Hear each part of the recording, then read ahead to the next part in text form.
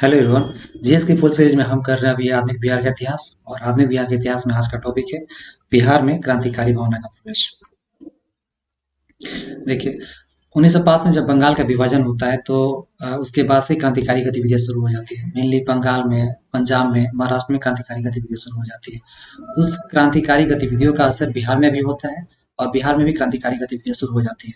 तो कौन कौन से लोग हैं जो बिहार में क्रांतिकारी गतिविधियों में भाग लेते हैं? तो देखिए, आपके हैं बाबा जी ठाकुरदास हैं, सचिंद्र सन्याल हैं, बंकिम चंद्र मित्र हैं, रेवती नाग है। उसके बाद आपके यदुनाथ सरकार है, भूपेंद्र नाथ दत्त है, खुदीराम बोस है, प्रफुल्ल चाकी है, प्रोफेसर ज्ञान साहा है, और वैकुंठ शुक्ला और उनके चाचा योगेंद्र शुक्ल है। ये लोग हैं मेनली।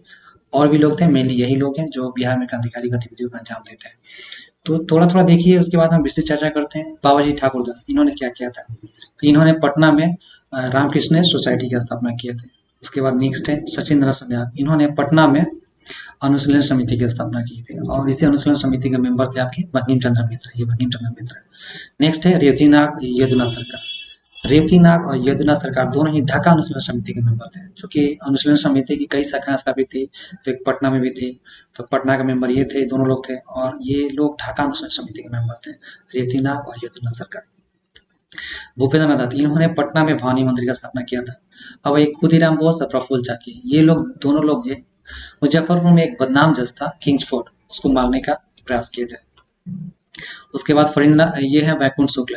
वैकुंठ शुक्ल है जो फणींद्रनाथ घोष जो कि भगत सिंह के भगत सिंह के लिए गवाही देता है, उसकी हत्या करते हैं।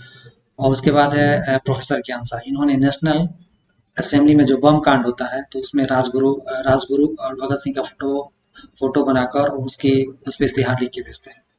आइए हम इसका विस्तृत देखते हैं। तो सबसे पहले है बाबा जी ठाकुरदास।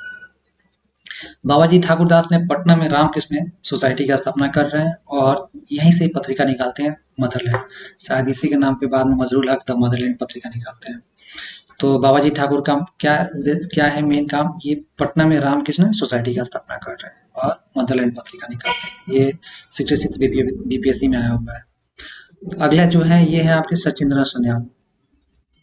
तो पटना में 1913 में पटना अनुशीलन समिति का स्थापना ये सचिंद्र सन्याल करते हैं। क्योंकि इन पे बनारस षड्यंत्र केस चलाया जाता है और सचिंद्र सन्याल को काले पानी की सजा होती है। इसके बाद नेक्स्ट है बंकिम चंद्र मित्र।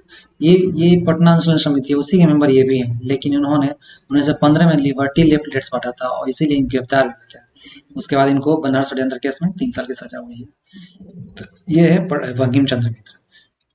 इसके बाद रेवती नाग और यदुनाथ सरकार। ये रेवती नाग और यदुनाथ सरकार दोनों ही ढाका अनुशीलन समिति के मेंबर हैं। और रेवती नाग जो है ये भागलपुर से एक्टिव रहते थे और यदुनाथ सरकार ये बक्सर में एक्टिव रहते थे। बस इतना ही अंतर है, दोनों ही ढाका अनुशीलन समिति के मेंबर है। रेवती नाग भागलपुर में है और यदुनाथ सरकार बक्सर में है। ये आप देख रहे हैं पटना अनुशीलन समिति। चूंकि अनुशीलन समिति जो है ये आपको मेनली कोलकाता में स्थापित हुआ था।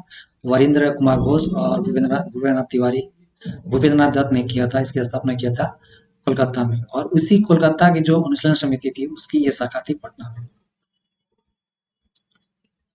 अब ये हो गया। अब है भूपेंद्रनाथ दत्त ने पटना में भवानी मंदिर का स्थापना किया था। पटना में भवानी मंदिर का स्थापना भूपेंद्रनाथ दत्त किए थे। अब आइए खुदीराम बोस और प्रफुल्ल चाकी। जो कि मुजफ्फरपुर में एक बदनाम जज था, उसका नाम था किंग्सफोर्ड। वो क्रांतिकारियों को खतरनाक सजा देने के लिए कुख्यात था, इसीलिए उसको मारने का प्लानिंग किया गया। जिम्मेदारी मिला खुदीराम बोस और प्रफुल्ल चाकी को। खुदीराम बोस और प्रफुल्ल चाकी ने किंग्सफोर्ड की गाड़ी पर बम फेंका, लेकिन गलती से जो बम था वो केनेडी की गाड़ी पर गिर गया है।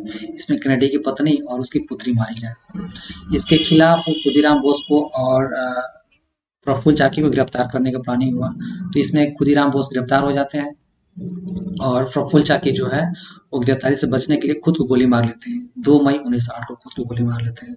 चूंकि खुदीराम बोस गिरफ्तार हो गए, इनको गिरफ्तार करने वाले 2 सिपाही कौन कौन थे? तो ये शिव प्रसाद मिश्र और फतेह सिंह है, इन्होंने गिरफ्तार किया था। और 11 अगस्त 1908 को खुदीराम बोस को फांसी दे दिया था। लेकिन इनके तरफ से बचाव पक्ष के कोई वकील था, तो वह है कालिदास बसु। इसके बाद है वैकुंठ शुक्ल। देखिए, लाहौर षड्यंत्र में ये सरकारी गवाह बन गए थे फणींद्रनाथ घोष। यही कारण है कि भगत सिंह को फांसी हो गई थी। इसीलिए वैकुंठ शुक्ल ने जानबूझकर फणींद्रनाथ घोष की हत्या की। और जब फणींद्रनाथ घोष की हत्या कर दिए वैकुंठ शुक्ल, तो वैकुंठ शुक्ल को भी फांसी दे दिया गया 1933 में। कहानी क्या देखिए, भारत सरकार अधिनियम 1919 में पारित हुआ था। इसमें प्रोविजन था कि हर 10 साल के बाद इस अधिनियम की समीक्षा की जाएगी। तो नियमतः 1919 के बाद 1929 में 10 साल के बाद इसकी समीक्षा होना चाहिए, लेकिन 2 साल पहले ही इसके लिए कमीशन बना दिया गया। उसका नाम था साइमन कमीशन। साइमन कमीशन जब भारत में आया तो उसका व्यापक स्तर पर विरोध हुआ। लाहौर में भी विरोध हुआ। लाहौर में लाला लाजपत राय विरोध कर रहे थे। इसी विरोध के क्रम में लाहौर का जो एएसपी था संडर्स, उसके लाठी से लाला लाजपत राय मारे जाते हैं। जब लाला लाजपत राय मारे जाते हैं तो जो एचएसआरए का सदस्य है उन्हें काफी दुख होता है और उसको मारने का प्लानिंग करते हैं। एचएसआरए के जो मेंबर है जैसे राजगुरु हैं, भगत सिंह है, चंद्रशेखर आजाद हैं, ये संडर्स की हत्या कर देते हैं लाहौर में। इसी लाहौर षड्यंत्र कांड में बहुत सारे क्रांतिकारी गिरफ्तार हो जाते हैं, लेकिन ये लोग गिरफ्तार नहीं होते हैं। भगत सिंह, राजगुरु गिरफ्तार नहीं होते हैं। तो जो क्रांतिकारी गिरफ्तार हुए हैं उनको टॉर्चर करती है ब्रिटिश पुलिस। तो टॉर्चर के कारण जो फणींद्रनाथ घोष है वो सरकारी गवाह बन जाते हैं। जब सरकारी गवाह बन जाते हैं तो इन लोगों को गिरफ्तारी होती है भगत सिंह, राजगुरु, लाहौर षड्यंत्र केस में, और इनको फांसी हो जाती है। क्योंकि फणींद्रनाथ घोष की गवाही के कारण ये लोग गिरफ्तार हुए हैं, तो जो शेष बचे क्रांतिकारी थे इनको मारने का प्लानिंग करते हैं। किसको? फणींद्रनाथ घोष को। अब फणींद्रनाथ घोष चूंकि बिहार से रिलेटेड थे, पश्चिम चंपारण से, तो पश्चिम चंपारण के रहने वाले वैकुंठ शुक्ल को ये जिम्मेदारी दी जाती है। और बेतिया में ये वैकुंठ शुक्ल फणींद्रनाथ घोष की हत्या कर देते हैं। वैकुंठ शुक्ल हत्या कर दिया फणींद्रनाथ घोष को। इनकी हत्या करने के कारण वैकुंठ शुक्ल को 1933 में फांसी की सजा दी जाती है। नेक्स्ट है प्रोफेसर ज्ञान शाह। 1929 में नेशनल असेंबली बम कांड होता है। उसमें क्या होता है, भगत सिंह और बटुकेश्वर दत्त, इन दोनों लोगों ने नेशनल असेंबली में बम फेंका और खुद की गिरफ्तारी दे दी है। इससे चारों तरफ उनका मतलब काफी प्रचार प्रसार हुआ। उसके बाद इससे भगत सिंह और बटुकेश्वर दत्त का फोटो बनाकर, उसकी इश्तिहार की कॉपी बनाकर ये बनाए थे प्रोफेसर ज्ञान शाह, और इसको बेचा गया था। उसके बाद ये योगेंद्र शुक्ल, यही वैकुंठ शुक्ल के फैमिली मेंबर है। सारे लोग क्रांतिकारी हैं, पूरा परिवार। तो योगेंद्र शुक्ल हैं, ये मौलनिया डकैती हुआ था उसके मुख्य आरोपी बनाए गए थे। और ये तिरहुत षड्यंत्र केस इस पर चलाया गया था। ये वैकुंठ शुक्ल के चाचा थे। अगला है एचएसआरए। एचएसआरए क्या है, तो इसका प्रमुख केंद्र बिहार के पटना और छपरा। इतने सारे लोग हैं और इससे अक्सर बीपीएससी में क्वेश्चन पूछा जाता है। आप इसको ध्यान से देखिए।